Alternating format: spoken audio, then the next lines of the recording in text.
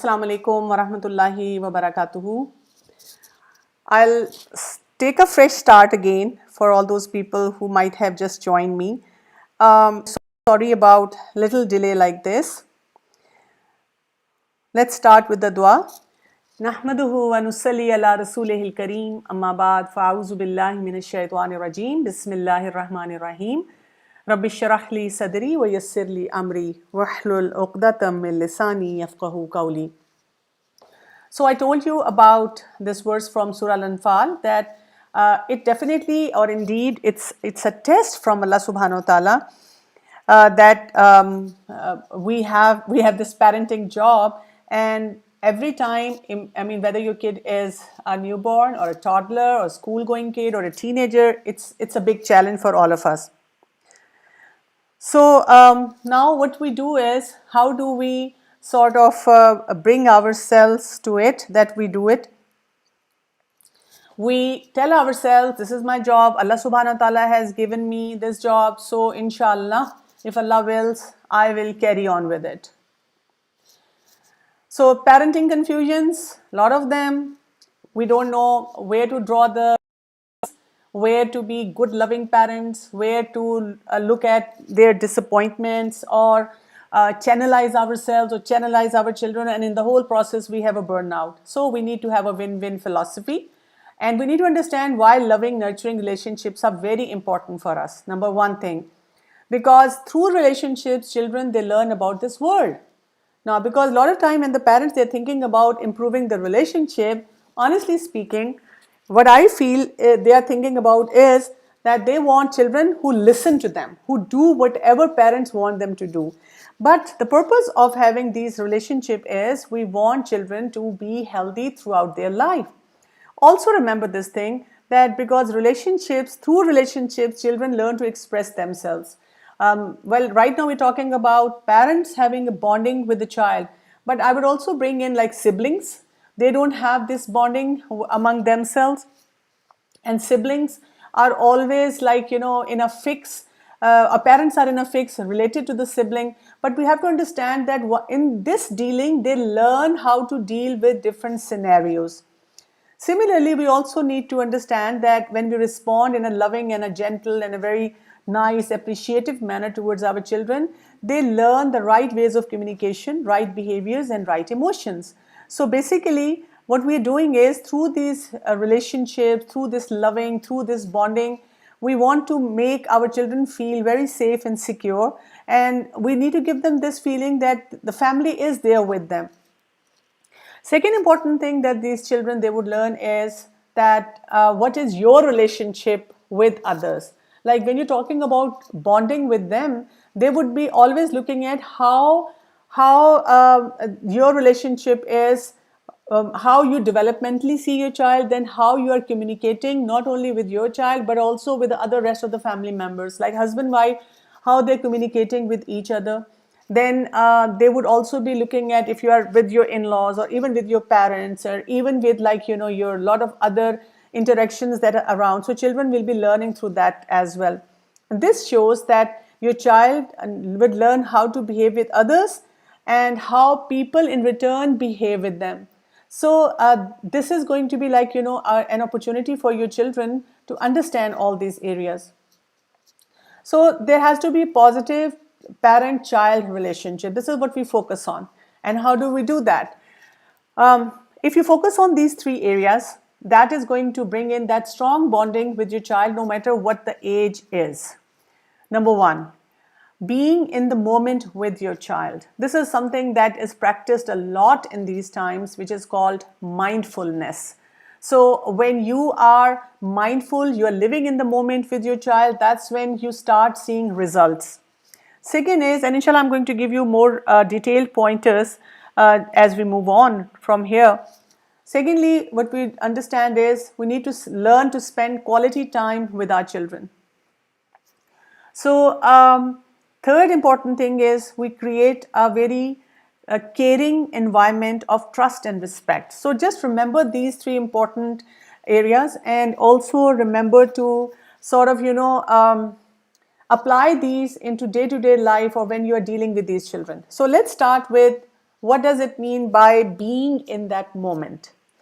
First thing that you have to do is you tune in and you think about what's going on in your child's life, because a lot of time we are self-centered in a way that we are only thinking about our responsibilities, our emotions, what we need to do in a particular situation. Why? Because we have multiple dimensions around us and we are dealing with multiple challenges around us. And because of that, what actually happens is, as I said earlier, there is a burnout, and because of that, we are not actually in the moment thinking about the child. I have often seen mothers who are driving around taking their kids from one place to another, and they're still thinking about what's the next job at my hand, or what's something which is bothering me and how do I fix that. They are not actually communicating anything to their children. So what we do is, how we can be in the moment, you show acceptance and let your child be who he is. Now, having said that, doesn't mean that if your child wants to have a night out, a party time, be in the bad company, do a fashion which is haram, you give them green signal for that. But acceptance that yes, you are young, and when you are young, I do understand you have emotions like this. Acceptance that yes, I do understand your temperament, but at the very same time, I also understand how I'm going to be dealing with this temperament. I need to learn to deal with this behavior, whether it is difficult or it sounds apparently easy for me. So acceptance. Second is, you notice what your child is doing and you comment on it in an encouraging manner. A lot of time what happens is, whenever you go around and you're trying to talk to your children, you only, for example, you go in the room of your child and today was the cleaning day, so you enter the room and you don't appreciate anything or everything, and you just look at something which is out of place and you point to that. So that is something which really makes these children upset, that we are not getting any encouragement from the parents. So living in the moment means, right now, out of 5 things or 2 things that my kid has done, irrespective of the age and temperament and whatever the situation, it's a lockdown or it's a regular routine that I'm following. I'm a working mom, I'm a homemaker, I live with large family, I have a lot of challenges. Irrespective of everything, in that moment, you notice something that your child did, it was right, and you appreciate that child. Then another important thing about being in the moment is you listen to your child and you try to tune in to what he's really saying. Because sometimes when the kids are trying to convey something to us, they are doing it through their behavior. Like a very young child when throwing tantrum means what? Is trying to grab our attention. Like older kid when is coming to us and repeatedly asking our permission to wearing a short shirt, or asking our permission to whether he or she can go to a certain party, and we don't want them to go to that party. So what actually happens is that these kids, they get upset. They are like, why my mom is just shouting or screaming at me or getting upset and giving me lectures when I actually went to take permission from her. So thinking that, my kids, they respect me, that's why they came to me with a certain query, certain question. Yes, we need a lot of sabr for that. Then think about what your child's behavior is telling you, which will give you a lot of cues as to what actually your kids' needs are. And yes, again, you can work on those areas.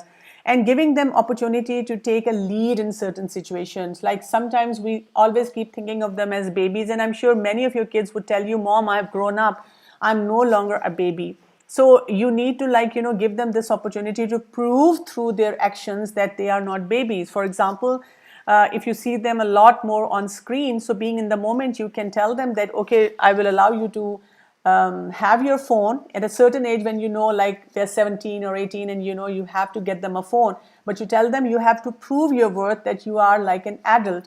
This is exactly what I do when I'm dealing with difficult children in my class environment. I usually, when I ask the kid, how old are you? And the kids would say, I'm 11, I'm 10. So I would tell them, but right now, your behavior in the class is like a kid who is 6-year-old or a 7-year-old. So would you like to move back to that class? And they give me this horrific expression. They're like, no, ma'am, I want to stay in my class. So then I give them list of behaviors which are expected of them. So leading, giving them a lead always helps. Okay, second important thing that we talked about is spending quality time. What would be this quality time? Quality time can happen anywhere and anytime. Also remember that the quality time is not about quantity. Like you could be with your kid the whole day. Like these days, we are with them the whole day. But is it quality time? And I think that's what is missing out in many places, that moms are totally lost as to what we need to be doing. And honestly speaking, this pandemic and lockdown has taught me so many lessons for my own family, and also for what I'm looking at the scenario around from the perspective of parenting. We were going Zoom speed in such a different kind of time zone that we were missing parenting, we were missing our children, we were missing that easy, slow pace. And Allah subhanahu wa ta'ala just cut out everything, that Zoom speed from us, and put everything at halt and wants us to enjoy these blessings that we have. But right now, the moment, it's like you were going Zoom speed and put your foot on the brake, and you immediately stopped your car, and it's going in a big swirl, and you're totally lost and you're totally shattered and you don't know what to do about it. So that is something that we have to be very, very careful about, that what we do. So we have to look at how we take care of our children. How do we do that?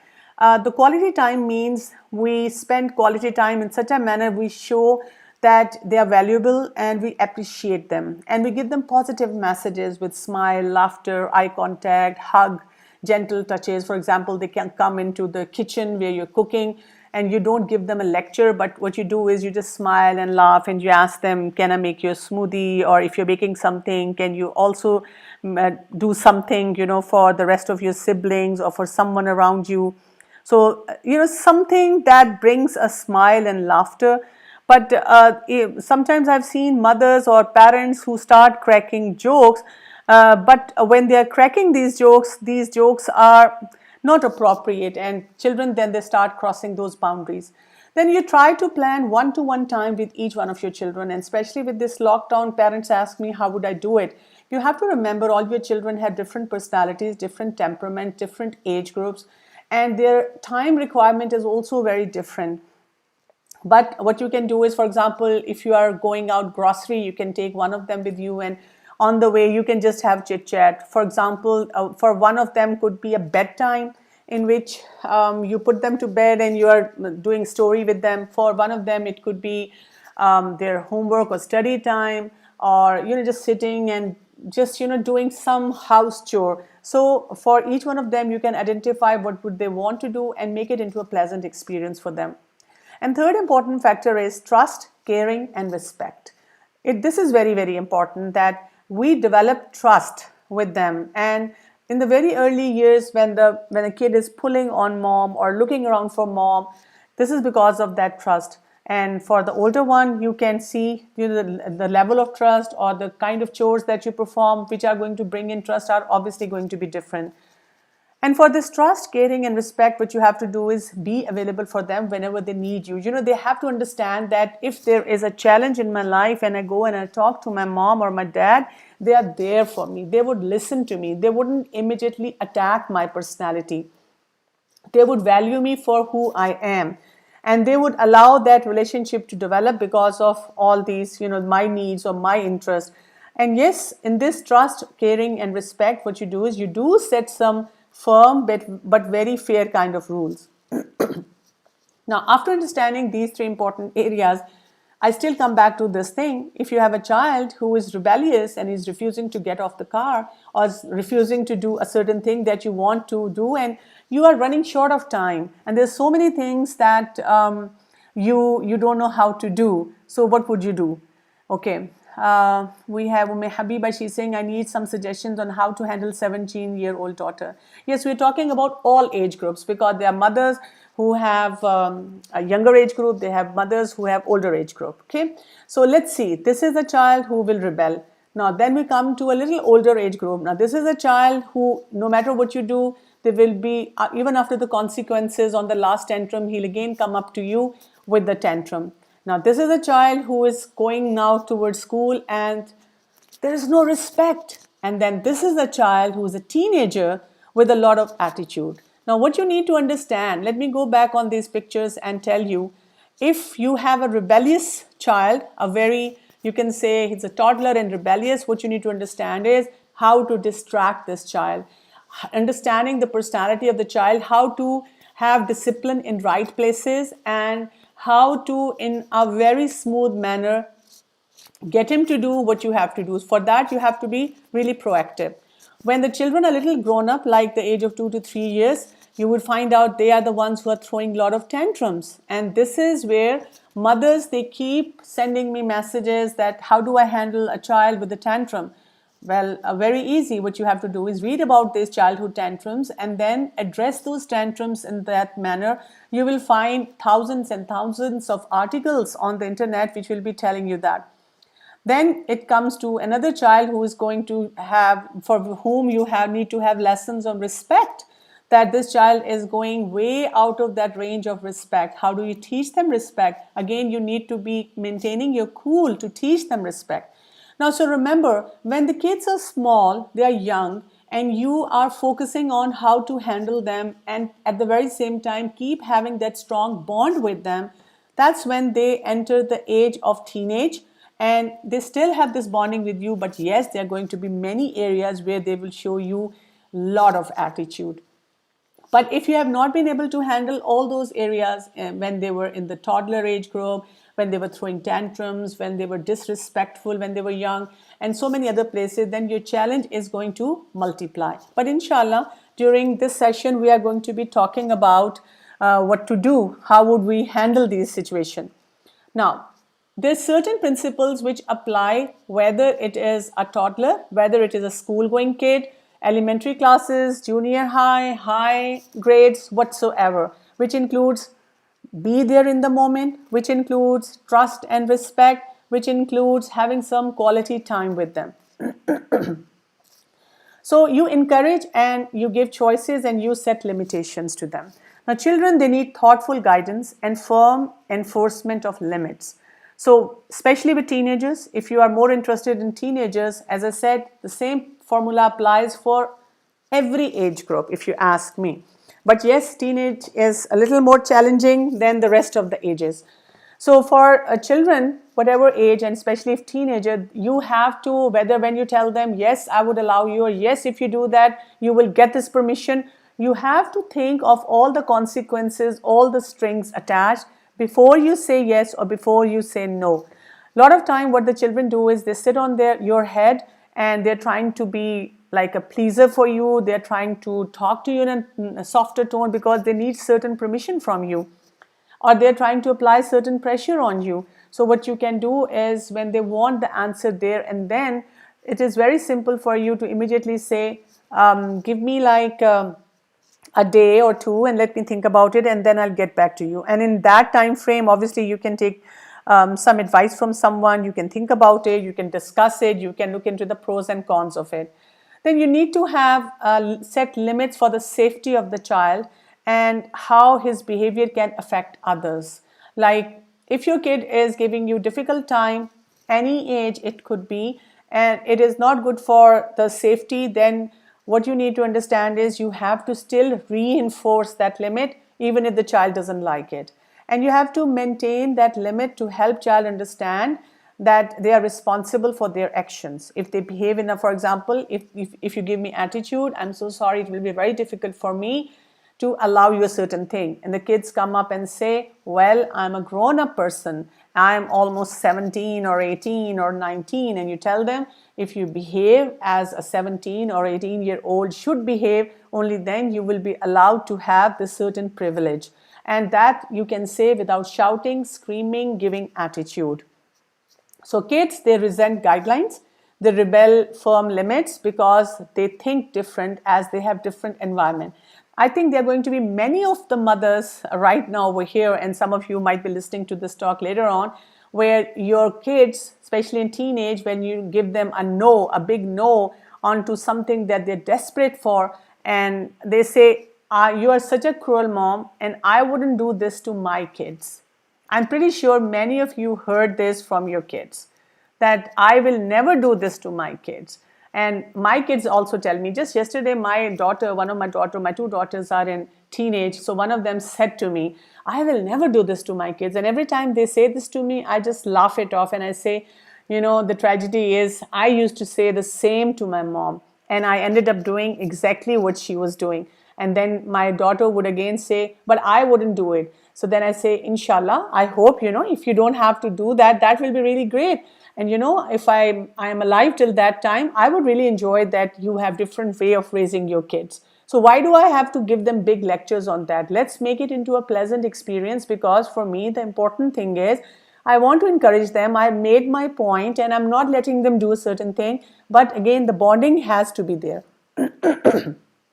So love, protection and care, when we talk about it, all of the kids, any age, they need that. Infants, they need total protectiveness. And that's why they're always clingy, always there with us. The rest of the age group of the children, for them, we can give them a gradual allowance so that they can problem solve. This should be our target for them. And for teens, we need to put in such an effort that we have such a strong bonding with them that they understand that they can make important decisions for themselves with the parental input. And that's where we need to bring them. Our bonding has to be in such a manner that our children understand that. But having said that, there is a parenting struggle. You have to concentrate on the child's weakness. No matter how much you try, if you understand, for example, if you have a child who takes a lot of peer pressure, what are you going to do about that child? Would you let him be on his own to be with his friends? No, you can't. You have to be extra vigilant and careful. Or you're living in a neighborhood where all the kids are very nasty. Or then sometimes we end up telling our children continuously about the weakness that they have, and we forget how we can build on the strength of our children. This just automatically happens with us. And children, they spend most of their emotional energy looking for proof of this parental perception. Now, over here, I'm going to give you a list of dialogues that we say, and they're so commonly heard by our children. But let's see how they breach that relationship with our children. Yes, Faiza, we are so reactive rather than being proactive, and that's what we need to work on. Now, when you say, what are you doing that for?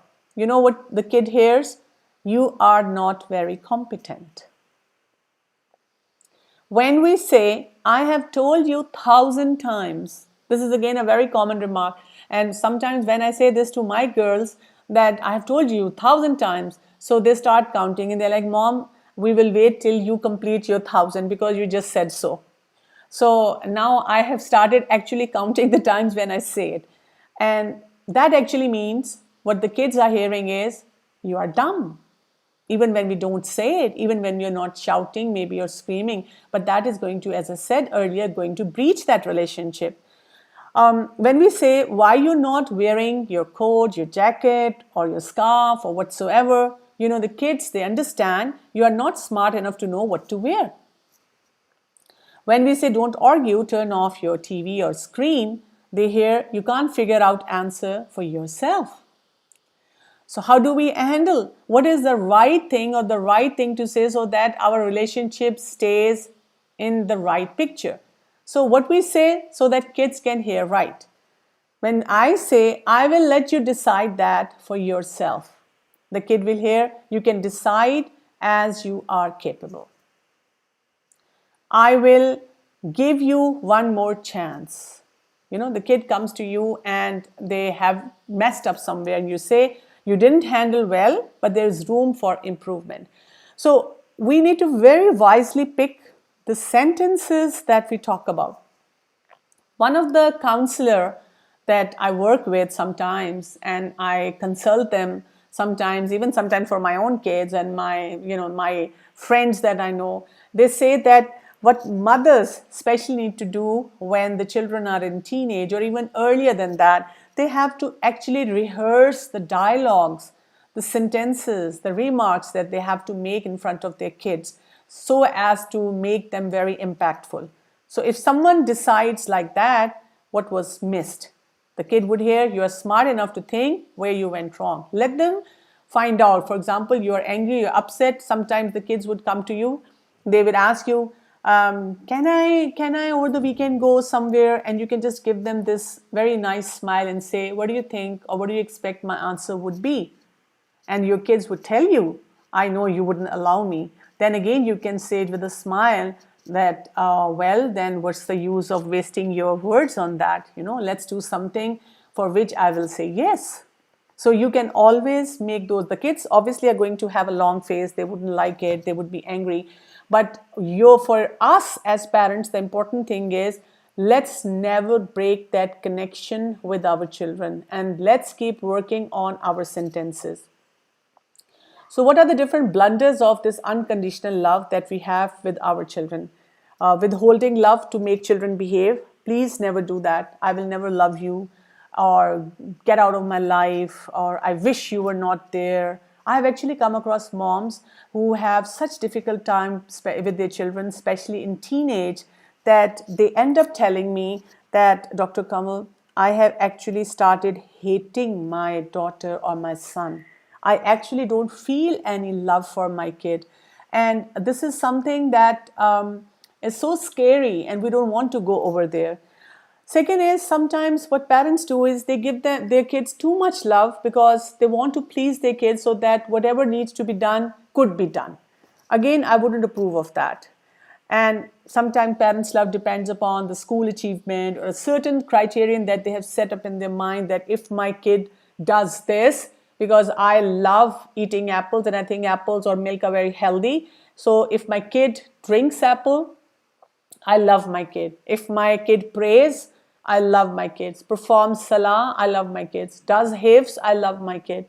No, this is not it. You have to understand this terminology, unconditional love. Unconditional love means, because you are my kid, so I love you anyways. But if you do something wrong, I would not be letting you do it. This is also known as tough love. Tough love is another area where we explore the very, very difficult children and how we can still have a relationship with them, still have bonding with them, and at the very same time have stopped them from doing something which is harmful. Okay, so there are two terminologies again for the bonding that you have to appreciate, that you have to understand: praise and encouragement. For example, there is a child who has messed up anything. It could be the toys, or it could be any boundary that you have set up for them, or they have drawn a picture and it's horrific. Haven't done the job. They are not studying. So you have to understand that bonding comes into place when you show praise and mutual respect, and you judge the goodness of that action.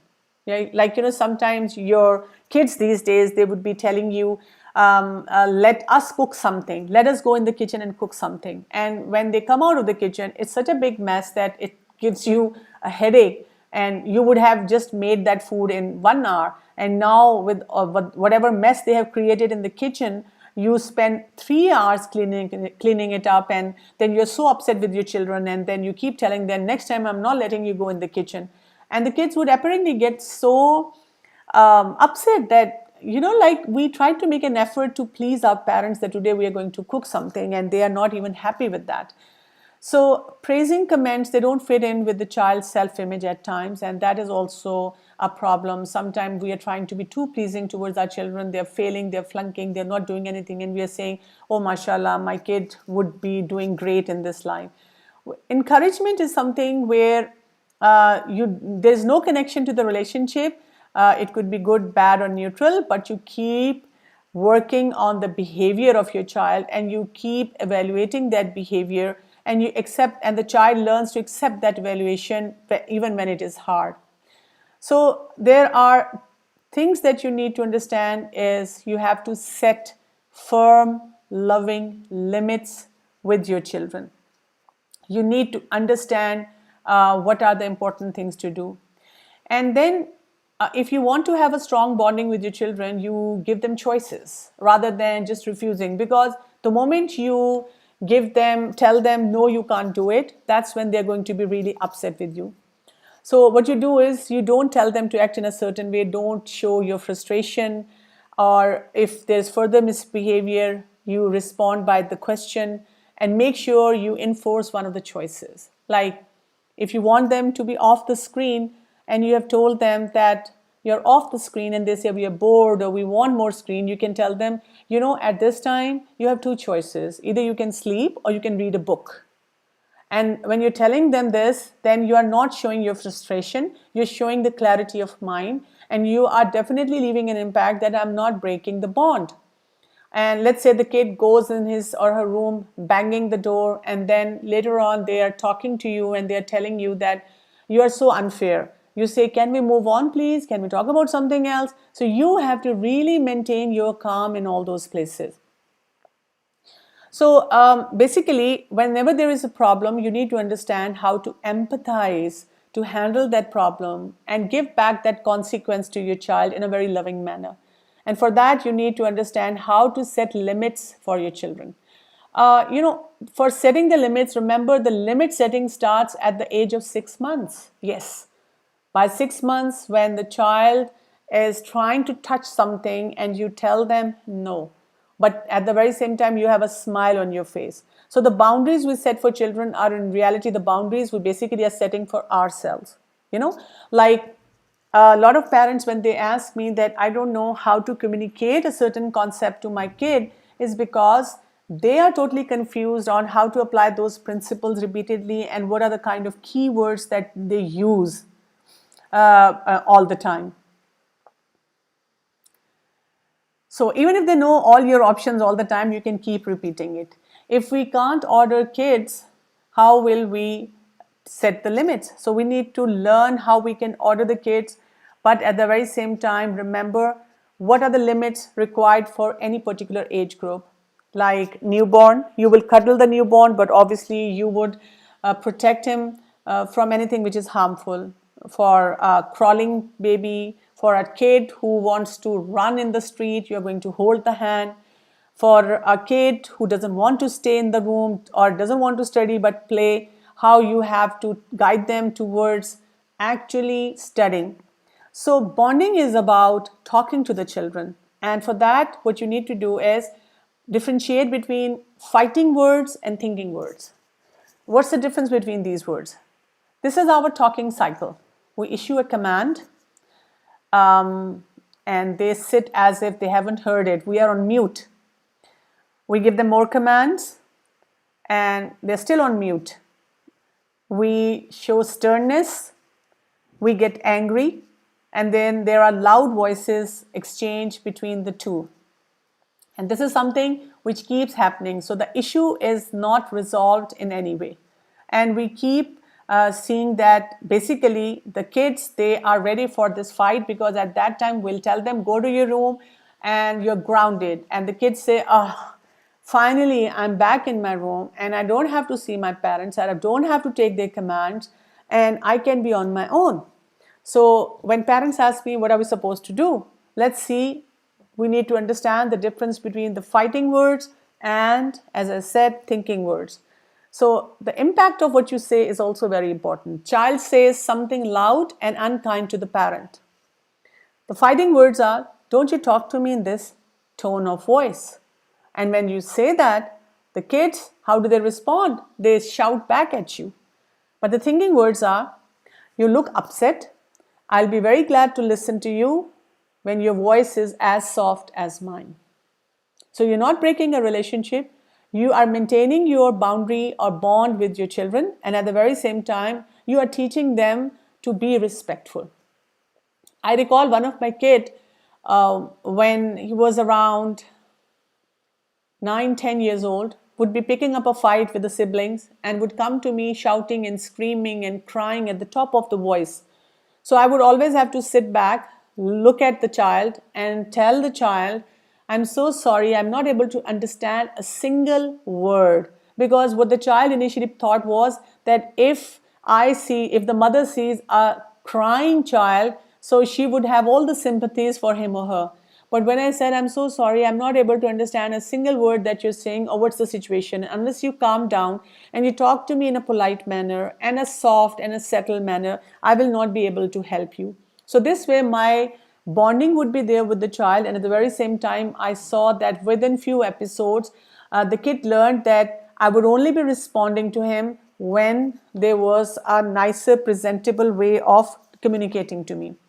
Now, the child is dawdling with her homework. She is not focusing on her homework. So the fighting words would be, you get to work on your studying. And when you say that, I have actually seen mothers holding a chappal, a shoe, a stick, and so many things like that. But what are the thinking words? Feel free to join us in lawn when your studying is done. That's it. So the bottom line you're telling the kid is, this is study time. When you're done, only then you can come out and do what you want to do. I recall last weekend I wanted my girls, because they are in that age, put away their screen time and focus on cleaning their rooms, and they just wanted to procrastinate and then be on their screen. So what I did was I took hold of the screens, put it on my table where I was working, and I told them, and they came to me, and I just looked at them and I said, okay, take a shower, have a breakfast. And then they again came back to me, and in a very nice smiling manner I said, okay, clean your rooms, I'm going to help you if you need it. And I starting from 9 a.m. in the morning till about 3 p.m. in the evening, we were on different chores, and finally I allowed them this screen time with a smile, with a thank you, and no sarcasm or no tantrums or anything. So I'm pretty sure my girls wouldn't admit it, but they did realize that it was a lot of fun. It was nice and respectable. And we were like, fine by the end of the day as well. Okay, now two kids, they are fighting. So what do? Fighting words would be nice to each other, quit fighting. And thinking words would be, you're welcome to again come back as soon as you work that out. And trust me, this is such an effective way, and this is what something I have practiced, because many times when your kids are fighting and you're trying to sort out that issue, so one of them keeps talking about the other and says, and if you try to resolve that issue, so one would say, you love him or her, you always take his side or her side, and you never listen to me. And the parents I've seen are like, standing at the verge of something they don't understand. They're like, what am I supposed to do at this time if I try to fix this issue or challenge? So they always come back to me with more and more of these complaints. So what you do is, okay, so what you do at that time is that you tell them that you have to resolve this matter yourself, because when they're friends, they're best of buddies. When they're not friends, that's when they don't want to be doing something. I remember again with my own kids, when they're friends, and when they are at not good terms, they would come to me. Can you tell him or her to share something with me? And I would say, why don't you request him yourself? And they would say, well, when I request, he or she doesn't listen to me. So I say, well, when I request in a nicer way, they always respond to me. So maybe, you can use some good words for that. Yes, it works, Nafisa, it works with all the kids when you do it, but you have to keep doing it a lot of time. Like, for example, if you haven't tried it, and if you will do it again, if you start doing it now, obviously the kids will take time to settle down. And remember, the kids are going to give you attitude. Even my kids in this teenage, they would give me attitude, but I just maintain my calm. I just act as if their attitude is something that doesn't exist for me. I just completely ignore that. Okay, what kind of consequences? Yes, we'll be coming to that consequences, Rimsha. So child won't do his chores. What do you do then if the children don't do it? Fighting words would be, I want that work done now. But thinking words would be, I can allow you game as soon as your work is done. Okay, so what you do is, basically, when we say bonding with our children, and we have lot of list of chores that we want them to do, and because that is something which is going to help streamline their life. So what you do at that time is, when the kids, you feel that they are not listening to you and you want them to do it, so simply what you have to do is you have to keep practicing these things. Okay, how to maintain this calm? Very easy. You do your stress management, you stay healthy in your eating habits, your sleep patterns, and also learn these techniques and keep applying these techniques. I mean, there are times when I also feel upset, and then I sit down and I ask myself, where did I go wrong? what words I chose to talk to my son or my daughter, which did not give me the right results. And that's when I immediately start thinking that next time when similar situation arises, what am I going to do then? So the thinking words are: you insist on respect and obedience. You place responsibility of thinking and decision making on the child. And it helps kid do what we want them to do. And then children learn better from what they tell themselves than what we tell them. And with thinking and choice, then lesson sticks there, and that will help us have a better relationship with them. And one of the big fighting word which is not going to let us have a good rapport with our children is saying no. So I was reading in different places and says parents of 2-year-old use it 77% of time. First words many moms, many kids learn is no. And ultimately when they're grown up, they totally ignore it. They are like, let my mom or dad say it, because that's all they do all the time. And it means maybe or yes, because when we say no and we are pressurized, we are angry, we are on the edge. So our kids, they understand that, they can always manipulate us. So use it very seldom, but when you use it, you need to mean it. So I have seen a couple of parents who say no, and then they are constantly bickering, and ultimately they say, okay, go ahead and do it. What I do is when I say no, I stick to my no. And if I want to later on say yes, I make it into a sort of a reward for them for doing something else. So replace no with a yes to do something. How would you replace no with a yes? Okay, Shazia says, my friend's teenager daughter is very well behaved with others, but behaves very badly with her mother. Probably the mother is passive mother. She is not assertive. She needs to learn the right techniques, and she definitely needs to put a stop to what she's doing. At the very same time, the mother has to understand if she's constantly after her daughter's life, if she's picking on her, or if she is like not working on the relationship but trying to get things done, so definitely there is going to be challenge. Okay, what is the fighting word when we say no? No, you can't go out to play until you learn your lesson, rather than we can say yes, you can definitely go out and play once your lesson is done. Fighting word is no, you can't watch television. Thinking word is yes, you can watch it for a while if the list of chores are done. Okay, that's not fair. That is something we always hear from kids whenever we tell them you do a certain thing and you don't do a certain thing, and we feel that this is going to break up our relationship, and that's when we just let them do what they want to do, and ultimately we even regret that. So that you tell them, when they say that's not fair, you say, I know it's not fair, but that's how the world works. That's how things are. And you can't stop us from doing a certain thing. And I say, well, I can, because I'm a parent. So what if you're a parent? I say, well, tragically, this is my job and I have to do my job. Okay, Rahma saying, my 4-year-old, I have enrolled her in online Arabic class, but she is not interested at all. What can I do? You know what, Rahma, honestly speaking, 4-year-old is a very young age. So it depends if the teacher, how interactive the teacher is, how much time. I mean, like I would say for 4-year-old a child, 15 minutes is a good enough time, and it should be, again, very interactive class. So that's not fair. First, we do our job, then we get paid, then we enjoy food. It works for people all around us, so it will work for us. So what they find is not fair, tell them that the world doesn't run on their rules. So kids' special testing routine is this: anger, guilt, forgetfulness, they complain, they talk back, they throw a tantrum, and that's how they test us. And what we need, and that's when we go back to our old ways. So you have to be like on a high alert how kids are going to test you in everything. So what you do is you gain control through choices. Give them healthy choices, like we find out in Surah Al-Ma'idah verse number 88. وَكُلُوا مِمَّا رَزَقَكُمُ اللَّهُ حَلَالًا طَيِّبًا وَاتَّقُوا اللَّهَ الَّذِي أَنْتُمْ بِهِ مُؤْمِنُونَ. Allah subhanahu wa ta'ala says, eat of the things which Allah has provided for you, which are lawful, halal and good. So choices are like, like for example, I tell my girls that if there is a family, even within the family, within the mahrams, So they keep bringing me those short shirts. Can I wear this? Can I wear this? So I tell them this is within the bedroom. This is within the house boundary.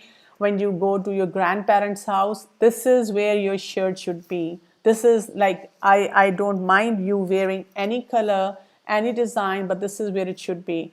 And similarly, I expect you in public place to be like this. I expect you with the screen to be like this. I expect you to be doing this thing like that. So that's what you keep telling them. Like, we find out there are a lot of ahadiths which talk about afdalul amal, what is the best of the deed. And one of the hadith says the best of the deeds is prayer, best of the deeds is kindness to the parents, best of the deed is, there's so many variety of deeds which have been given as best of the deed in different scenarios by the Prophet sallallahu alaihi wasallam. So we also need to give them a lot of big variety on these things. I'm taking little more of the time because we started little late. So I hope that this is going to be fine with all of you.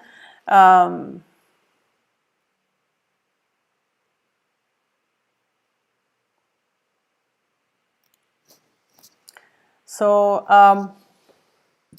okay, very quickly I'm moving on to last few slides, and then I will be taking your questions. We need to also understand, when we're talking about the boundary setting with our bonding and setting those boundaries with our kids, is this V of love. Now, V of love has to be inverted. The V has to go like this. Like, this means you release your kids with their responsibilities, with their bonding, which should be age appropriate. What I allow a certain child to do at a certain age, because he or she has shown the worth of it.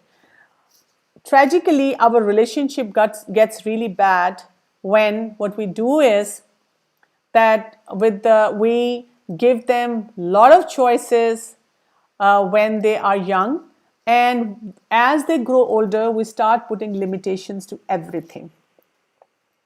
So when you do that, that's when it becomes really challenging for the children, and that's when our relationship gets really affected.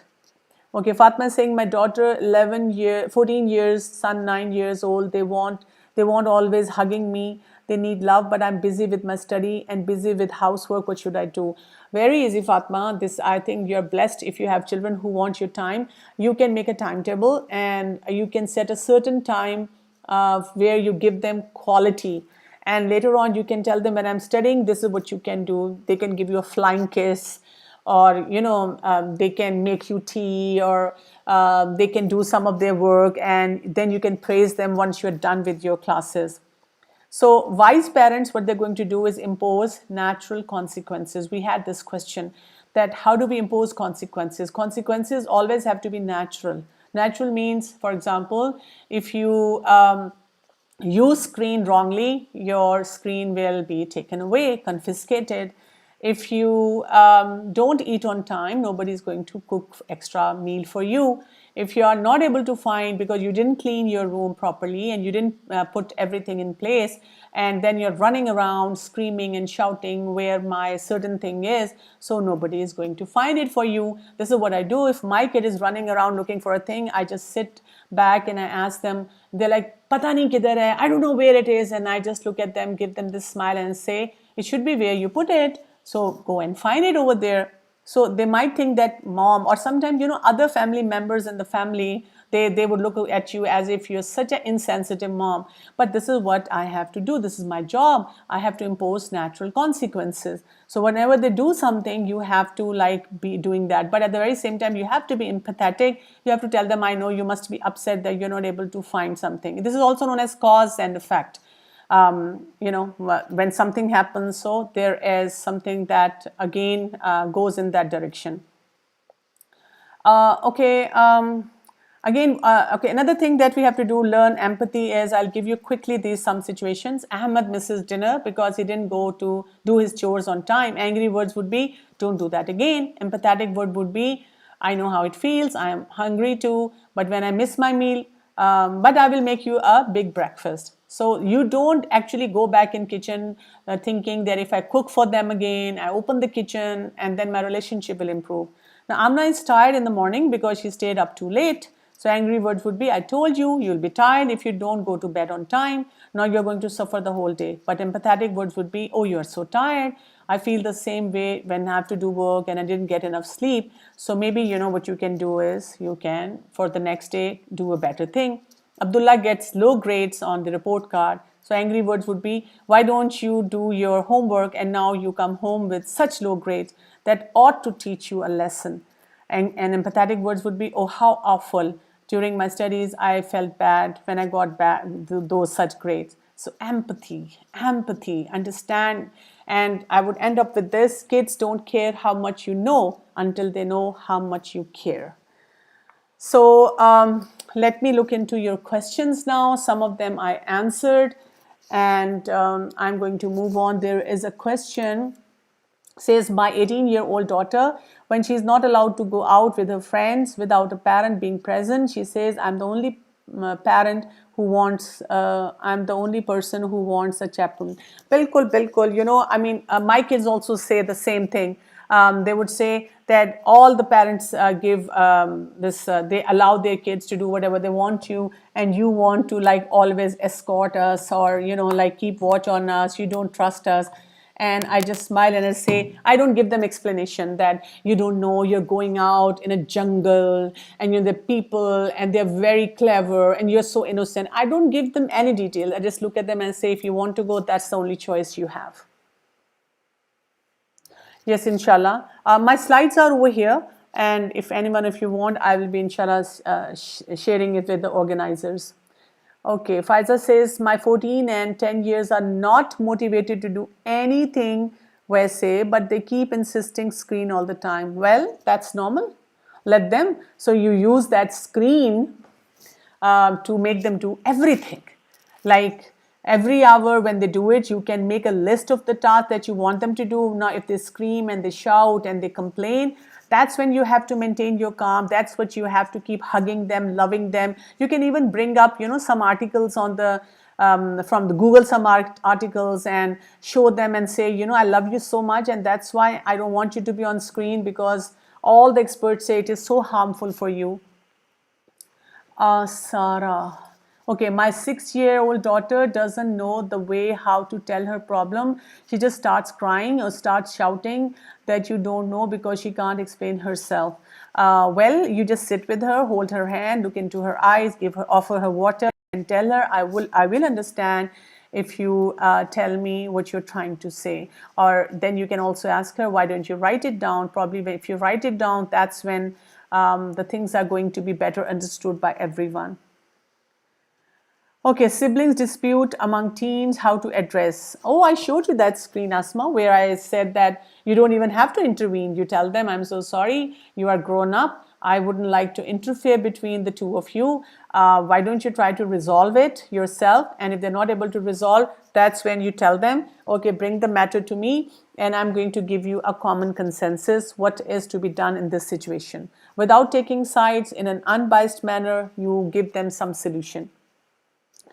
Okay, the question is, kids feel we are backwards and just allow them things which are very much common these days. Let them say that.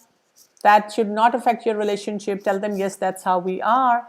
We like to live in those times where parents have all the authority and everything, and just say, Allah subhanahu wa ta'ala has picked the backward parents for you. So be happy with that. Sumera says, how do we know that we are maintaining a balance in being just the right bit of strict and just the right bit of lenient and easy? That's a very, very valid question. What you have to do is, first of all, you have to see age-appropriate behavior. If that, for whatever age the child is and what the experts say should be allowed and shouldn't be allowed, are you following those norms? And in that, you have to see what is halal, what is haram. And in that, what you have to see what you're comfortable with and what you're not comfortable with. So you have to have blend of all those areas. And that's when you decide. And let's say if you opted for a certain thing and it didn't work out well, you have the veto power. You can always go back on that. You can say, yes, I allowed you a certain thing and apparently it didn't work out. So I want to change the rule because you are the president of the house. Okay, Nafisa say you can send them on WhatsApp group. Okay. which is the proper age to mold children. Every age is proper. Whenever you feel that there is something that needs to be done, so you can even mold the older kids in your house, like your husbands, and the husbands can always mold the wife by using the appropriate right techniques. My 4-year-old boy does not listen to us until it is said with anger or threat when we ask him to do something or not do what to do. Well, 4-year-old child, if you are dealing with your 4-year-old child in this manner, that's going to be really problematic for you. Really problematic for you. So what you need to do is learn about the behavior of 4-year-old child, what is an appropriate behavior, then look into the issues that your child is giving you, the problem that your child is giving you, and then try to see what are the right techniques, parenting techniques for that. Internet is loaded with all those techniques, and you just simply have to Google and apply those techniques and see the results. Okay, my 3-year-old child starts throwing things when angry. Well, that's what anger does to us. That's why it is haram. A very simple solution to that: hold your kid's hand, look into the eyes, and in a firm manner say no. And tell the child to sit in a certain chair or a place, and tell him or her to think about the behavior, and such behavior will not be tolerated. Zero tolerance for that, whoever does it. Okay, my husband not let me handle things with calm and with sabr. He always says it's just all because of your cool and sabr wali parenting. Well, what you can do is you can ask him for the logic for that. You can very nicely and calmly, without getting irritated, ask him. You can, if there is an evidence for that, please bring it up, and I would definitely change my technique. But if there is no evidence for that, then I will continue with my technique, because then you give up where you studied or where you learned to apply those techniques. Okay, if there's any other question, otherwise we will close this session for now.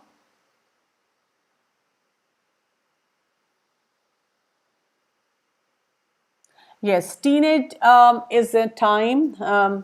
Okay, the question is that late teens, they go reverse in all that we taught. Yes, they would. It's like a very turbulent time for them as well. So you have to learn for like 3-4 years to just sail them out of that situation. Okay, I'm getting more questions. How to keep check on 19-year-old daughter for screen time and to stop her? Allah subhanahu wa ta'ala has given us a radar system. And that radar system tells us that if you think that your kids are doing something which are not appropriate, so you can ask her, and you can keep talking to her, and you can keep every day giving her your expectations, and you can keep telling her that you have trusted her with something. And then at some time, you can, if you feel that there is some issue, you can always tell her that I'll feel very good if you share your password with me so that I can have a look at what you are engaged in. Okay, my 10-year-old keeps teaching me what is right all the time, which irritates me. She needs perfection in everything. Well, tell them there is nothing perfect, as the only perfect being is Allah subhanahu wa ta'ala. So we will only do what is like the most appropriate thing to do in a certain situation, and then simply you can ignore it. When the kids don't, and teach them flexibility. That's one of the executive skills. Teach them flexibility, it will help. When the kids don't respond immediately, and we have to keep repeating and reminding, how do we get them to respond immediately? That will depend upon what you want them to do. For example, you want them to clean their room and they are not doing it, but after a short while they'll come to you for some permission, for some task. So then you can always look at them and say, have you done a certain thing? And then you make them do it. Or you can go in their room without shouting, screaming, getting irritated, look into their eyes and say, Assalamu alaikum, I'm talking to you. And then you make them do something that you have to do. So it's your tone, it's your body language, it's how you compose you are, which will give the message to the children you mean business, and at the very same time you want to sort of take care of them, and that's when they start listening to you. Wallahi, I wish this fruitful session would never end. Jazakallah khair. We got the benefit so much from your lecture. Please recommend some lectures on how to raise salih and Islam loving kids, inshallah. Okay, please mention the parents' behavior among them affects kids and their behavior. Yes, parental behavior is very, very important. As I said, how parents are talking to each other. If one is saying yes, one is saying no. If they're making too many comparisons about themselves in front of the children, so what they're doing is they are making them look down on a certain parent. Like I know some of the moms who comes to me and they say, once in fact, I have this patient and this kid, he was like 10 years old, and I said something to him, the kind of the haircut or kind of the style that he was holding, and I said, this is not appropriate for your age. So he felt so angry and he was really abusive towards his mom. So I told him, I'm so sorry, I'm not going to examine you like this with this kind of behavior, this disrespectful behavior towards your mom. So he left the room and I talked to the mom. I said, I'm really concerned about your 10-year-old. And if this is the behavior right now, what is he going to do when he will be like, um, 15 or 17 years old. So the mom, she had tears in her eyes and she said that, my husband doesn't respect me. He shouts and screams at me at home, and that is why my kid is learning from the father. So that is very important, that we show respect to each other and also manage ourselves. My son is very emotional whenever he gets a challenging situation in studies. He gets scared and confused, restless, and cries, though we approach him very friendly. He's 12 years old. Sadaf, for that, you have to teach him emotional intelligence. You have to teach him how to emotionally stay calm and manage your situation. That is really, really important. And you need to do that at this age. And for that, you will get a lot of material online, how to teach emotional intelligence to children, inshallah. How to handle hyper child, don't be hyper yourself. And for hyper children, you have to also identify the age of the child. Like 4-year-old child would be hyper. Like these days when kids are stuck inside, they would be hyper. When you're giving them chocolates, candies, junk, they will be hyper. When you're giving them screens, they will be hyper. So first you have to identify what is making him hyper, and then you have to think of how you can utilize his energy in the best possible manner. As parents, we have in mind that we should be respected, so how to ignore or handle their attitude? Actually, we are living in these times when disrespect is taken as a norm, and especially when kids are among their peers, that's what is happening. And there are a lot of parents who are not able to handle their children well and not able to give them the right parameters of respect. So our children, no matter how much you're trying to give them the right principle, they are taking impacts from the society. Then if you look at a lot of seasons and shows and things, stuff, movies they watch on screen, even the dramas and whatsoever, they show a lot of disrespect, they generate this disrespect for adults. So what you have to do is you have to continuously neutralize that, continuously keep telling them. And inshallah, once they sail out of this age, they will learn all these parameters. And we are hopeful from our Rabb that He is going to guide them towards the right path and have them practice all these skills, inshallah. Okay. Okay, Nafisa, you're talking about your granddaughters, mashallah. Okay, so we are done. I would take a leave from you. Jazakallah khairun. I'm really blessed to have such energetic audience. And I really enjoyed my last session, and I'm really enjoying this session because I love it, when you are sort of, putting up all these challenging questions. And I hope that inshallah in the future we will keep having more sessions, and that is going to benefit a lot of you, inshallah. And I'd like to put in my share. How can we get the Desi fathers on board? Tell them to listen to this session or listen to whatever parenting session they want to, because most of these parenting sessions are going to teach them those basic things. So inshallah, now I will close this session with du'as, lot of du'as for all of you. Subhanakallahumma wa bihamdika ashhadu la ilaha illa anta astaghfiruka wa atubu ilayk. Assalamu alaikum wa rahmatullahi wa barakatuhu.